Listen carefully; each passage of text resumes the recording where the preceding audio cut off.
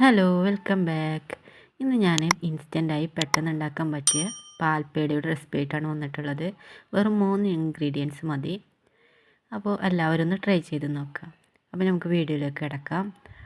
ആദ്യം തന്നെ 1/4 കപ്പ് പഞ്ചസാര, അതിലേക്ക് 1/4 കപ്പ് തന്നെ വെള്ളം ഒഴിച്ച് അത് മെൽറ്റ് ചെയ്യാൻ വേണ്ടിയിട്ട് വെക്കുക.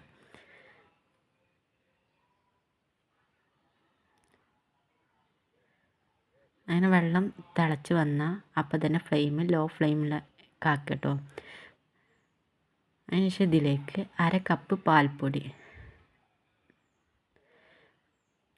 അതൊഴിച്ച് നന്നായി മിക്സ് ചെയ്തെടുക്കുക കേട്ടോ. ലോ ഫ്ലെയിമിൽ വെച്ചിട്ട് മിക്സ് ചെയ്തെടുക്കുക.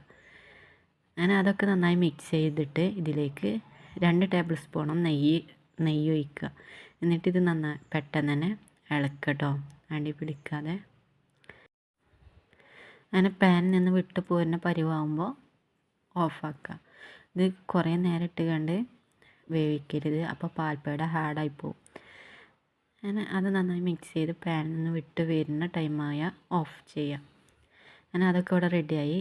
അങ്ങനെ അപ്പം തന്നെ വേറെ പാത്രത്തിലേക്ക് ഇത് മാറ്റി വെക്കാം കേട്ടോ.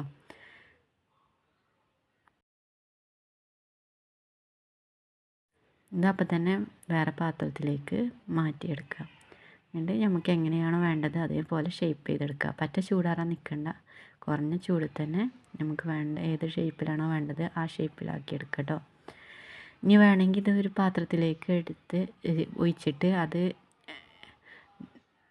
നമ്മൾ സെറ്റായതിനു ശേഷം വേണ്ട മാതിരി കട്ട് ചെയ്തെടുത്താലും മതി കേട്ടോ.